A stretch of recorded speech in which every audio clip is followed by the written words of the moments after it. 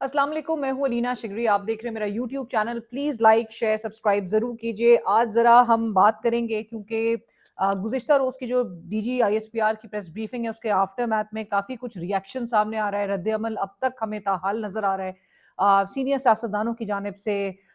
इस मुल्क में जो एक बड़ी सेन आवाज़ें जो समझे जाते हैं जो अफराद, उनकी तरफ से रद्द-ए-अमल आ रहा है।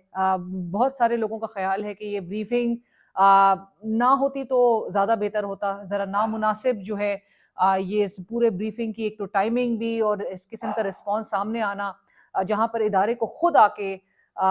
ये रिस्पॉन्ड करना पड़े एक सियासतदान के जानिब से लगाए हुए एलिगेशंस के हवाले से, ये बेहतर होता कि गवर्नमेंट की तरफ से एक रिस्पॉन्स होता और गवर्नमेंट ही इस पूरे मामले को टैकल करती हुई दिखाई देती। लेकिन ऐसा ना हुआ और जो रिस्पॉन्स है, मैं सबसे पहले तो शुरू करना चाहूँगी फ़रहतुल्लाह बाबर साहब ने। उन्होंने डॉन न्यूज़ की ने क्योंकि खबर फाइल की, military deems Imran narcissism and security risk, जो कल की ब्रीफिंग का जो क्रक्स था, फ़रहतुल्लाह बाबर साहब वो खबर शेयर करके लिखते हैं, most unfortunate statement generating heat instead of throwing light on a grave national issue. फ़रहतुल्लाह Babar साहब के अलावा हुमा बकाई साहिबा, उन्होंने भी आके अपने रद्द-ए-अमल का इज़हार किया। All due respect, the DG ISPR pressure was a huge mistake. If anything it has strengthened the unnamed, क्योंकि नाम लिया नहीं गया उस पूरी प्रेस ब्रीफिंग में, लेकिन पूरी ब्रीफिंग एक ही शख्स के गिर्द जो है वो रिवॉल्व कर रही थी। असद उमर साहब ने आके ट्वीट में लिखा, biggest political party and strongest institution exchanging name calling. Is this really how a nuclear armed nation will progress? All protagonists need to sit together and find a solution to move the nation forward. You owe it to the 24 crore people of Pakistan, especially youth. नौजवान हमारे मुल्क में जो इस वक्त आपको पता है कि अगले दहाइयों तक जिन्होंने पूरे पॉलिटिक्स पे डोमिनेट करना है, आपकी एक बहुत ही साइजेबल चंक जो है वो नौजवान अफराद, जो कि अब इलेक्टोरल से में भी अपना हिस्सा रखते हैं, इस मुल्क की हवाले से जो है वो बड़ी एक अपनी इलेक्टोरल वैल्यूज़ को बहुत समझते हैं। वो नौजवान, हमें रीसेंट सर्वेस भी जो आपको पता है लेबर फोर्स सर्वे सामने आया था, उसमें भी हमें बताया जाता है कि कितने नौजवान जो है वो बेरोजगार बैठे हैं। एक साल पहले का डिजिटल सेंसस आपका बताता है 1 करोड़ 80 लाख जी फारिग बैठा है, नौजवान को अपॉर्चुनिटीज उसके पास नहीं है। लेकिन उनको कुछ डिलीवर कैसे होगा? मुल्क इस वक्त एक शदीद तनाव की कैफियत है, जहां पर असद उमर साहब कह रहे हैं बिगेस्ट पॉलिटिकल पार्टी एक तरफ है और दूसरी तरफ एक स्ट्रॉन्गेस्ट इंस्टीट्यूशन है, जिसके दरमियान ये जो पूरा महाज है, उसकी वजह से मुल्क आगे नहीं बढ़ पा रहा। एक शदीद हमें नजर आ रहा है एक रद्द अमल जो गुज़िश्ता रोज प्रेस ब्रीफिंग में नजर आया। और फैसल फरीद साहब जो है, फैसल चौधरी, फवाद चौधरी साहब के भाई, उन्होंने बड़ी ज़बरदस्त ट्वीट की। वो कहते हैं कि जी, मेरे देश के सियासी और अस्करी साहिबान इस्तिताअत, इंतहाई अदब से आप सबसे दरख्वास्त है कि आपको शायद एहसास नहीं कि आपकी आपसी चपकलिश में वतन अजीज़ के करोड़ों लोग पिस रहे हैं। ये लड़ाई किसी फरीक के हक में नहीं बल्कि इज्तिमाई नुकसान का बायस बन चुकी है। हजरात जी वकार, आप सबका फ़र्ज़ है कि मिलकर इस घर की दीवारें मजबूत करें, ना कि महाजराई से मुल्क की तबाही का सबब बने। हम अवाम आप सबको बावर कराते हैं कि आपकी वजह से हम मसाइल का शिकार हैं। हमारे किसान, मजदूर, ताजिर, मुतसव्विर, तमाम segments of the society is deeply impacted, इसमें कोई शक नहीं है। और ये अगर लड़ाई जो है वो उसका जल्द, फैसल साहब भी कह रहे हैं, अगर सदेबाब नहीं किया जाएगा तो फिर हम सब की हार है इसमें। मतलब कोई भी नहीं जीत रहा, मुल्क का नुकसान है, मुल्क की हार है। मुल्क जो है वो हमें नजर आएगा कि वो डिक्लाइनिंग ट्रेंड हमें सारे सेगमेंट्स दिखाते हुए दिखाई दे रहे हैं। और इस मौके पर साबिक और हाजिर वज़राए आज़म, हाजिर और साबिक फौजी क़यादत और ऐवान के अंदर और बाहर मौजूद तमाम सियासी जमातों की क़यादत से गुजारिश है कि आप मुल्क को इस मुश्किल से निकालने में अपना किरदार अदा करें। ये ना हो कि वक्त गुजर जाए और हम रोते रह जाएं। ये बहुत अच्छी सजेशंस दी जा रही हैं फैसल चौधरी साहब की तरफ से, असद उमर साहब की तरफ से, और दुनिया भर की भी जो एग्जांपल्स हम देखते हैं, उसमें हमें क्या नज़र आता है कि जो फंक्शनिंग डेमोक्रेसीज होती हैं, उसमें हमें हमेशा पॉलिटिकल पार्टीज, हमें हमेशा पॉलिटिशियंस, पार्लियामेंट्स वो फैसले करते हुए दिखाई देती हैं। और पॉलिटिशियंस हमेशा पॉलिटिकल जो डिस्प्यूट्स होते हैं उसको सॉल्व करते हैं। उसमें कहीं ये नहीं होता कि आप इदारे को जो है वो ड्रैग करें और इदारे को आके हर चीज़ में हर चीज़ को जो है वो सॉल्व करना पड़ रहा हो। बरतानिया की आप एग्जांपल ले लें, बरतानिया में बरतानवी फ़ौज को नहीं बुलाया गया था ब्रेक्सिट डेडलॉक को रिजॉल्व करने के लिए। अमेरिका में वहाँ की फ़ौज जो है रिपब्लिकन्स और डेमोक्रेट्स के बीच में मीडिएट नहीं कराती। आप अपने पड़ोसी मुल्क भारत की एग्जांपल ले लें, वहाँ पर जो پولیٹیکل بیٹلز ہوتی ہیں وہ ان کی پارلیمنٹ میں فوج آ کے وہ بیٹل سیٹل نہیں کرتی۔ اس کے ساتھ ساتھ ہی جو پاکستان کا جس طرح کے ہمیں حالات نظر آ رہے ہیں، پاکستان میں بھی اسی طرح سے ہونا چاہیے، جو انسٹیٹیوشن ہے وہ اپنا کانسٹیٹیوشنل اپنا کردار ادا کرے، اور جو پولیٹیکل مسائل ہیں، پولیٹیکل معاملات ہیں، پولیٹیکل بیٹلز ہیں، وہ پولیٹیشنز ہی نے حل کرنا ہے، پولیٹیشنز ہی فکس کریں اور پولیٹیشنز ہی آگے آئیں۔ یہ ایک انہیرنٹ ہمیں پولیٹیکل یہ ایشوز نظر آتے ہیں جو کہ جن کو ریزالو کرنا ہمارے ملک کے سیاستدانوں کا کام ہے، سیاسی انٹیٹیز کا کام ہے۔ انفارچونیٹ ہے کہ پاکستان میں ہمارے سیاستدان بھی تمام کا قبلہ جو ہے وہ ایک ہی طرف نظر آتا ہے۔ آپ انہی سے ایکسپیکٹ کرتے ہیں کہ وہی آپ کو اقتدار دلوائیں، وہی آپ کو حکومت میں جو ہے وہ نمبرز پورے کر کے دیں، آپ کو وہی جو ہے فنڈز کی، آپ کو یاد ہوگا جی احسن اقبال صاحب سے متعلق بھی، جی فنڈز ریلیز کرنے کے لیے جی کالے وہ سب مکسی صاحب اور دیگر کی جو آوازیں تھیں وہ سب کو یاد ہے وہ تمام باتیں۔ تو ساری ریلائز جو ہے وہ آپ کی ہی اگلے سائڈ پہ نظر آتی ہے، اور آپ ان سے بظاہر تو آپ خود اپنے اتنے ولنگ ہوتے ہیں اپنی جو رسپانسبلٹیز اور اپنا رول جو ہے اس کو ایبڈیکیٹ کرنے کے لیے کہ اپنے ہاتھوں سے پاورز آپ نے خود دینی ہوتی ہے، کیونکہ آپ خود تو پرفارم نہیں کر رہے، اور اگر خود پرفارم کر رہے ہوتے تو یہ نوبت نہیں ہوتی کہ جہاں پر آپ کی ریلائز جو ہے وہ کمپلیٹلی دوسری سائڈ پہ دکھائی دے۔ دنیا بھر کی ڈیموکریسیز میں یہ نہیں ہوتا۔ دنیا بھر کی ڈیموکریسیز میں وہاں پر خود ہی وہ ڈیموکریسیز جو ہے وہ فنکشن کرتی ہیں through their parliament, through their elected ریپرزینٹیٹیوز، اور وہی تمام جو ہے وہ ریزالو کرتے ہیں ڈائیلاگ سے، لیجسلیشن سے، اکاؤنٹیبلٹی سے۔ اسی طرح سے آگے معاملات جو ہے کرائسس کو ریزالو کرنے کا طریقہ بھی یہی ہے، طریقہ کار یہی ہے، اور جو کہ ہمارے یہاں پر اگر فالو کیا جاتا تو ہمیں اس قسم کے ملٹیپل کرائسس کا شکار اس وقت ہمارا ملک نہ نظر آتا کہ جہاں پر ایکسٹرنل آپ تھریٹ سے بھی آپ نمٹے اور انٹرنل انسٹیبلٹی بھی اتنی پیک ہو کہ جہاں پر اپسوس کا انڈیپینڈنٹ سروے سامنے آئے، اور ہمیں چونکہ کل کی پریس بریفنگ میں بھی بتایا گیا اور بولا گیا کہ جی آپ حق اور سچ جو ہے صرف اس کو دکھائیں، وہ اس پہ بات کریں، اور میڈیا کے رول کے حوالے سے بھی گفتگو 7 سے 12 بجے تک والا جو سوال تھا کہ ہر چیز وہی ایک پورا جو نیریٹو ہے وہی پروموٹ ہو رہا ہے،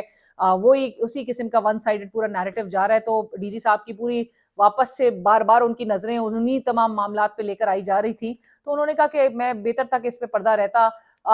لیکن وہ کہتے ہیں کہ جی مسائل جو ہے اس پر آپ بات کریں، بالکل ایشوز پہ پاکستان کے میڈیا پہ گفتگو ہوتی بھی رہتی ہے۔ میں خود آپ کو یاد ہوگا کہ فلڈز کور کرنے کے لیے بھی باہر گئی تھی، ملتان گئی میں، سیالکوٹ گئی،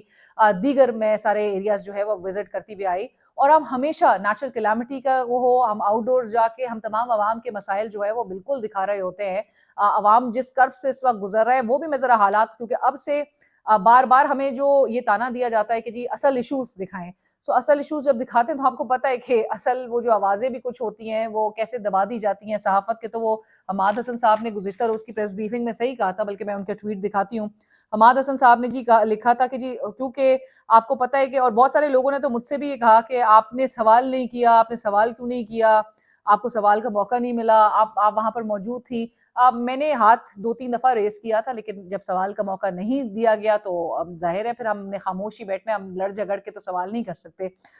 حماد حسن صاحب وہاں پر موجود تھے، سینئر صحافی ہیں،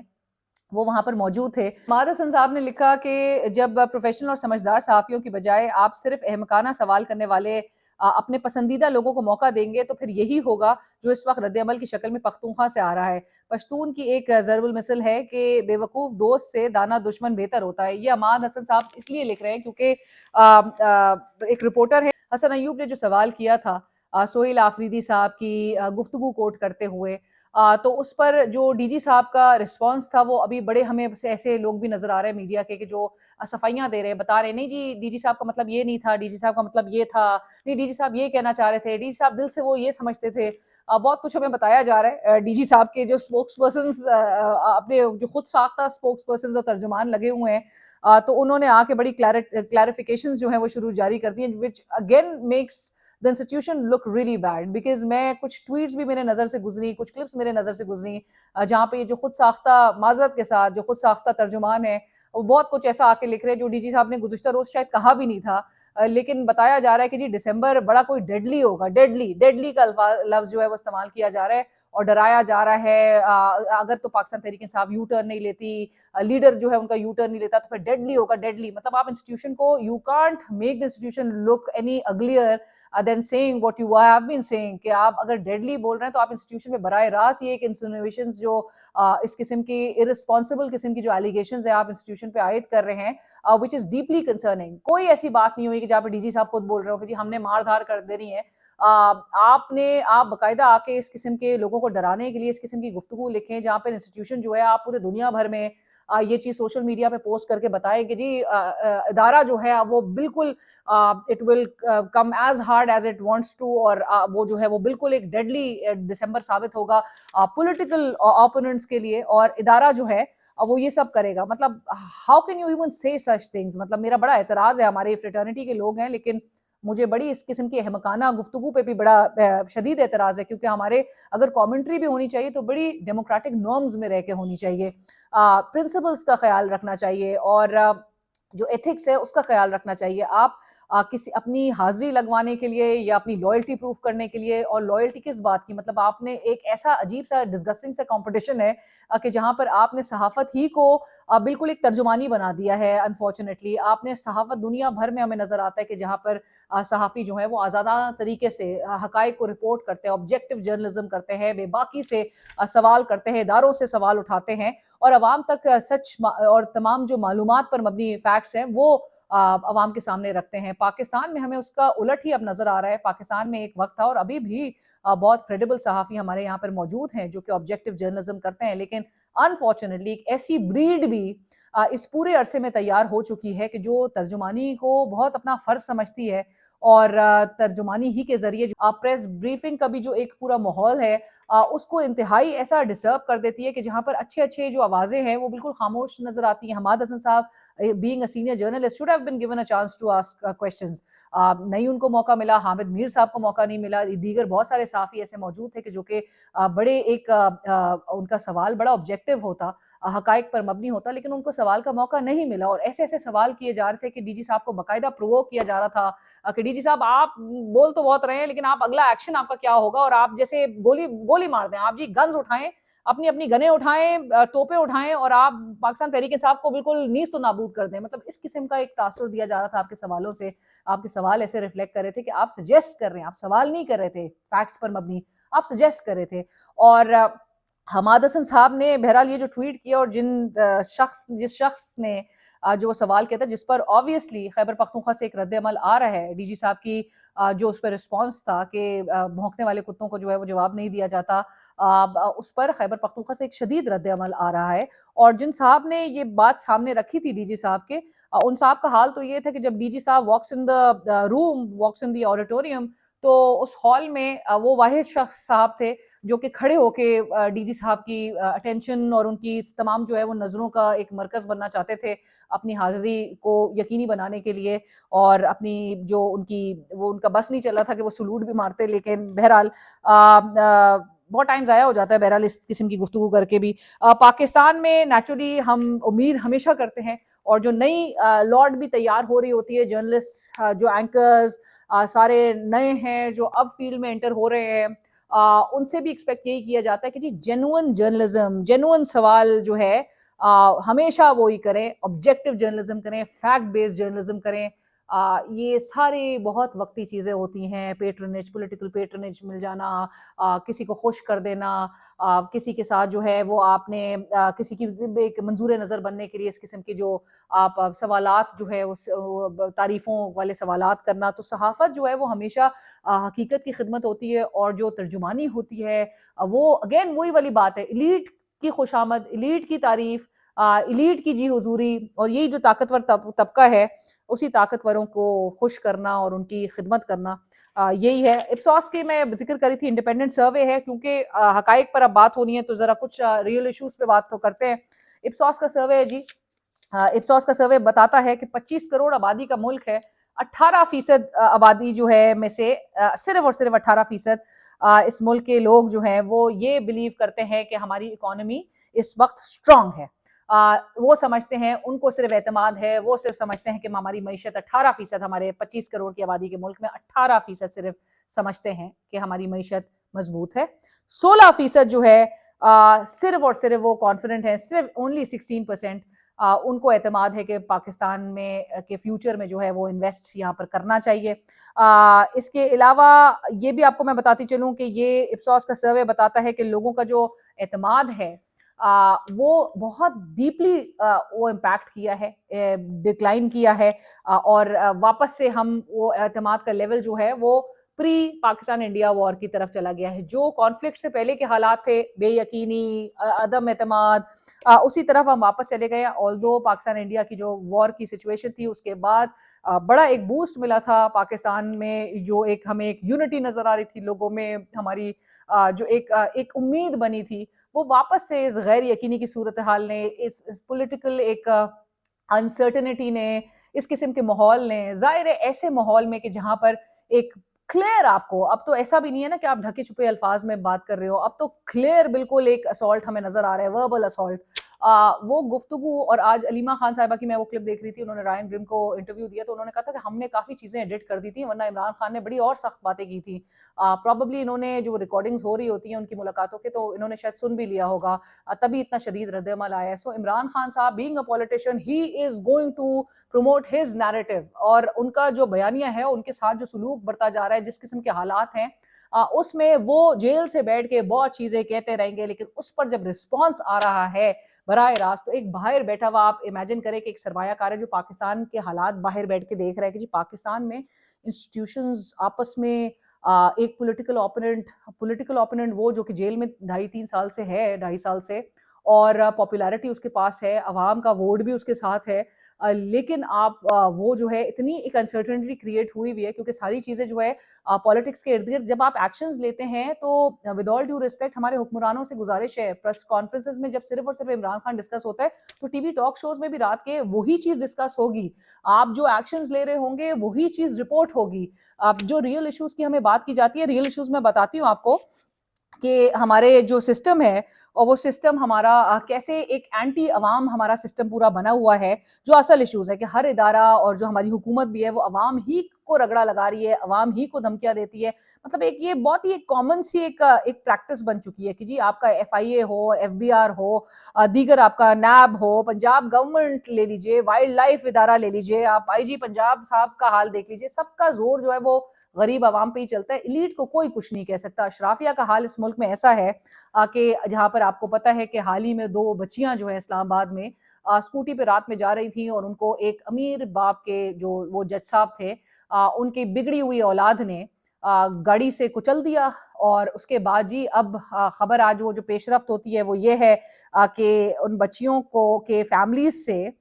صلح ہو گئی ہے. جی ابوذر اس بچے کا نام ہے, جو جسٹس آصف صاحب کی اولاد ہے,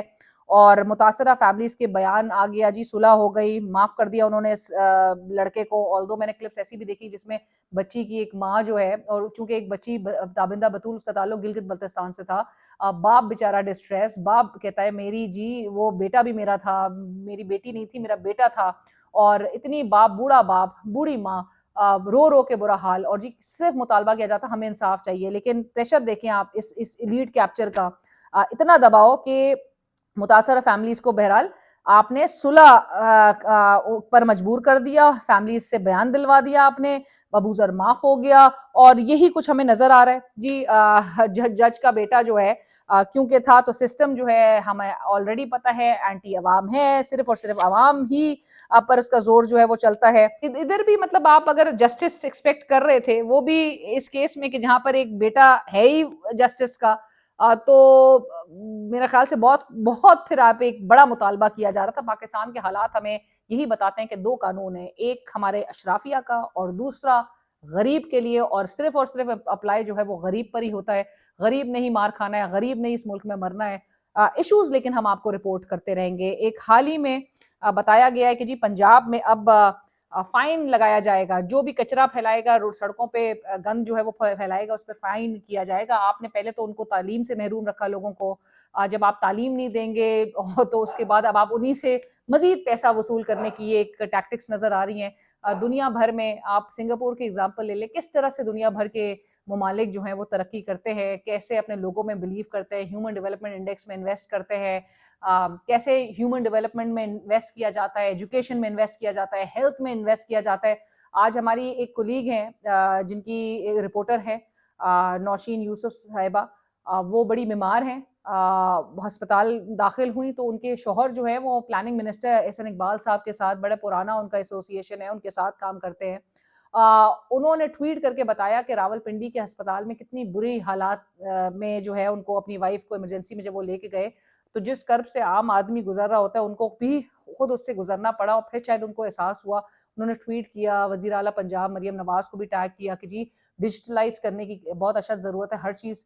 کیش پہ ہو رہی ہے، وہ ایزی ٹرانسفر ایزی پیسہ کرنا چاہتے تھے لیکن بہت ساری پیچیدگیاں تھیں، انہوں نے رکاوٹیں فیس کی۔ سو آپ امیجن کریں ایک عام آدمی کا کرب جو ہے اس ملک میں کیا ہوگا، جو کہ ایلیٹ کے ہاتھوں مار بھی کھا رہا ہے، دھمکیاں بھی برداشت کر رہا ہے، سارے ستم اسی پہ ڈھائے جا رہے ہیں، اسی غریب پہ، ٹیکسز بھی وہ دے رہا ہے،